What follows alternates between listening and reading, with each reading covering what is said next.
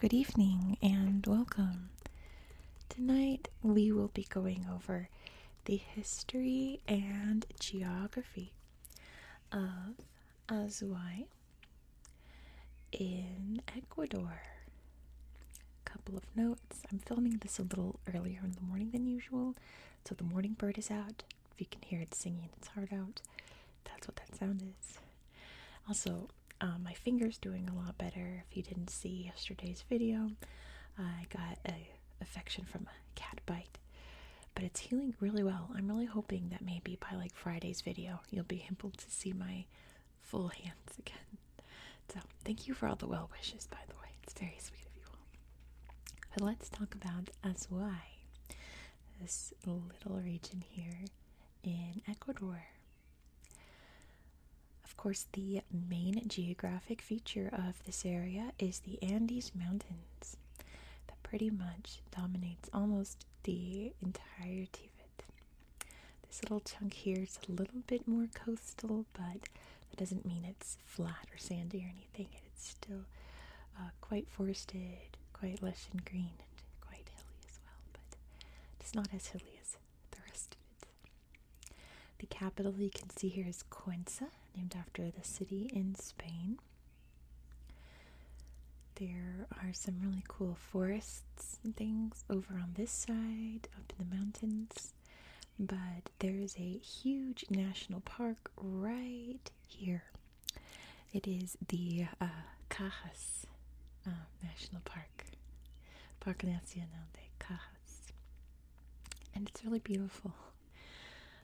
You'll have to see it on Google Earth. It's sort of that Andean beauty that only exists down here in South America. And it's a very small little area of a small country. So that's pretty much all the geography that I have for you, to be honest. Oh, there's the Tomebamba River that flows through Cuenca. We'll see it on Google Earth. And it's that name that's going to kick us off in history, because this town, of course, wasn't always known as Cuenca. It was Tomebamba, and it was named that by the Cañari people. The Cañari people. The region to the north here is Cañar, which is really where their history lives. That's where most of their ancient sites are. But there's still plenty of evidence down here of their civilization, really throughout the whole area, but mostly here. Cañari, interesting people. Big city builders. So, of course, the Inca come up to conquer. The Cañari fight back and lose. They were kind of successful at first, surprisingly, but they eventually lost to Tupac Yupanqui, who conquered their city and was very impressed by their architecture. I mean, coming from an Incan, right? That's a good compliment. So Tupac Yupanqui commissioned quite a few things in this region. He helped build some of the Inca roads. The Cañari already had roads, especially here in the Cajas National Park, what is now the Cajas National Park, but I guess they were built up to Incan standards. Incan roads, of course, traverse the entire Andean mountain range, creating highways for messengers, traders, etc. to travel across safely over these perilous mountains. But he also decided to build a grand city up here, one that would rival Cusco down in what's now Peru. And it was called Pumapungo, which is a great name, Pumapungo. And it was a very rich, beautiful city full of gold.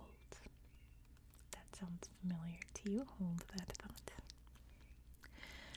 During the Incan Civil War, the Cañari sided with Huascar. It was between the two brothers Huascar and Atahualpa.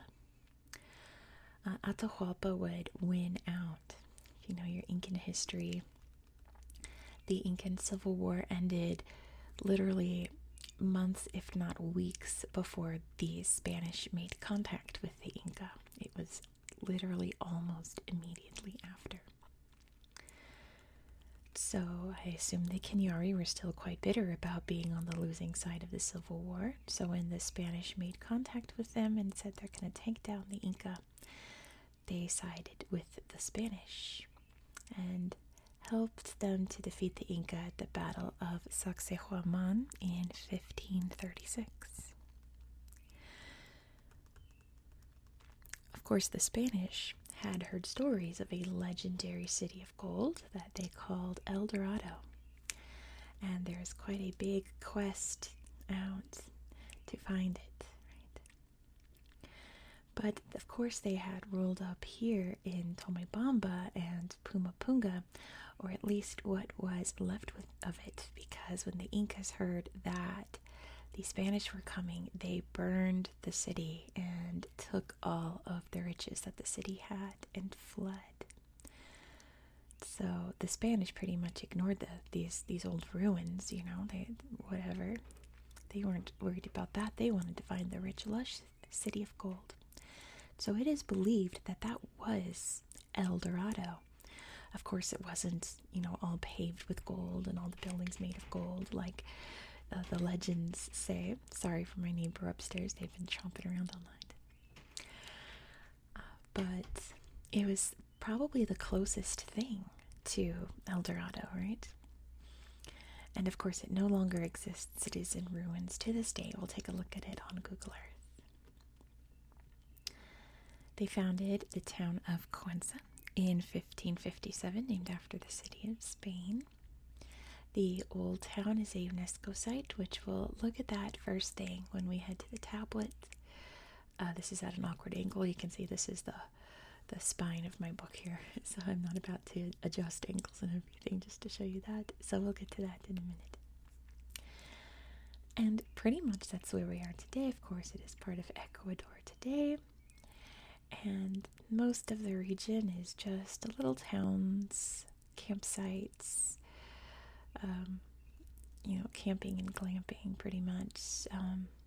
Stuff for tourists to do as they're exploring the ancient sites in the Andes, things like that. Cuenca is a very beautiful city, but we're going to mostly focus on the archaeology because those are the best slideshows. So why don't we head over there? Let me adjust this angle and let's go check it out. So just now, before I turned out the lights, I saw a mosquito. I sprayed it with my mosquito spray. And I think some of it got on the tablet because it's got like mint and lemon oils in it, and now it's very oily. So if you see me doing that, it's not an ASMR thing. It's kind of sticky. But let's get into the UNESCO site. Got my pencil. Let's read about the historic center of Santa Ana de los Rios de Cuenca. Santa Ana de los Rios de Cuenca is set in a valley surrounded by the Andean Mountains in the south of Ecuador. This inland colonial town, or Entroterra, now the country's third largest city probably, was founded in 1557 on the rigorous planning guidelines issued 30 years earlier by the Spanish King Charles V. Cuenca still observes the formal orthogonal town plan that it has respected for 400 years. One of the region's agricultural and administrative centers, it has been a melting pot for local and immigrant populations. Cuenca's architecture, much of which dates from the 18th century, was modernized in the economic prosperity of the 19th century, as the city became a major exporter of quinine, straw hats, and other products. Let's take a look at the pictures, because I really didn't find very many cool pictures of this area on Google Earth, but you can see the beautiful domes of the churches here. Very cool interiors as well. And just that old classic style of architecture. Could you even see this? I don't think so. There you go. The beautiful interiors, of course. There you go. And yeah, very, classic colonial Spanish town that very much looks updated, doesn't it? Like for the 18th, 19th centuries, right? Very, very nice. So yeah, Cuenca is the third largest city after Quito, number 2, and Guayaquil, number 1. Let's head over to Google Earth. Oh, I didn't type it in. Hold on. Azuay. I was still poking around. So let's zoom out. Oh my gosh, it's so crazy. Before we see a little more details, let's take a look at the big picture here so you can know exactly where we are in the world. So here you can see South America. You can see Colombia up here, Peru down here. Here's Ecuador, of course named after the equator. As you can see, Azuay is kind of more in the south. And you can see this big, long mountain chain, which is, of course, the Andes Mountains. You can see it gets much more perilous and mountainous down here, of course. That doesn't mean this isn't any less. It's just not as, like, grand, you know. No big volcanoes, no massive valleys or anything like that. But it's still very beautiful, as you can see here. Look at these mountains slicing through, creating little valleys there of forests. And here you can see the Cajas. You can see how distinct it is. This big lowland valley here. So let me show you Pumapunga. Here's Cuenca. And here's what's left of Pumapungo. So this, we believe, was El Dorado. That's all that's left of it. There's a beautiful park right next to it. And you can walk among what was once the beautiful, lush city of gold. See some really neat costumes here. I assume that these are Kenyari because I've never really seen Incan costumes that grand, I suppose. Some old artifacts as well. Big mound here. And look at these little figurines, my goodness. Some old baskets here. You can see some Ecuadorian women in their cultural clothes. Their classic, that's called a Panama hat, but they're made down here. Big ships dancing. Just all the history of the area. I wonder what's happening down there. You can see a tunnel go down there, can't you? I'd like to visit this place and learn more about it. But here you can see the Tomebamba River cutting through this very large city. Region where there's not much else. Let's find a nice mirador so I can show you, like farther away from the city, so I can kind of show you what the landscape is like. This was a pretty neat slideshow. I remember this one. I have to be careful because this region is pretty small and it's very easy to drift into another one.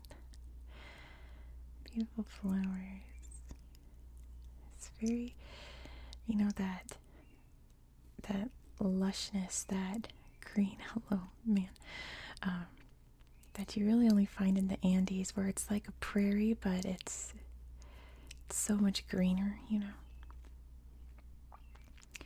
But let's see, why don't we try this one?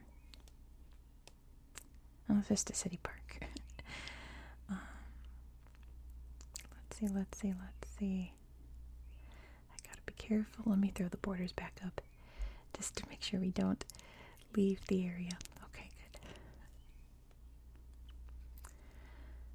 I want to show you some mountains.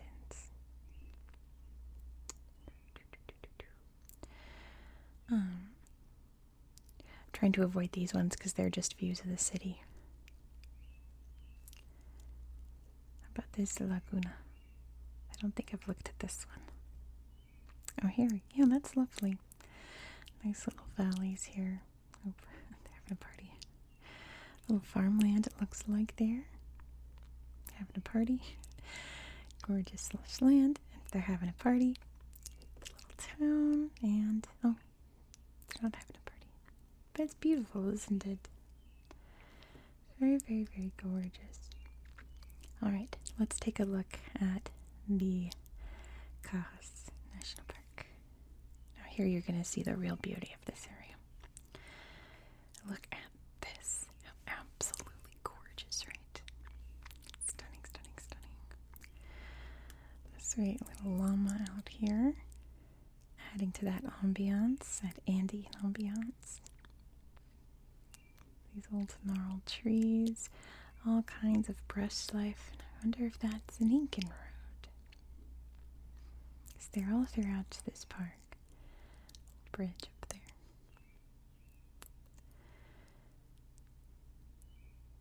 Oh, beautiful little flower buds growing there along the river. Church right here, can you see? That's cute. But the mountains, look at that top. Very, very beautiful, isn't it? There's a little church. Looks like a little village, huh? Yeah, oh, there's Jesus. Most of the area that I've been exploring is just little villages, not terribly exciting slideshows, so unfortunately that's pretty much all that I have for you. I guess we could find something else in Cuenca to look at. Maybe we can look at an old church or something. Let's see. Can see that Spanish grid pattern, right? That Europeans tend to love so much. Let's take a look at this park. Why not? Oh wait, what's this? Iglesia. There you go. The old Cathedral of Cuenca. Perfect. Let's end it here. So thank you so much for watching.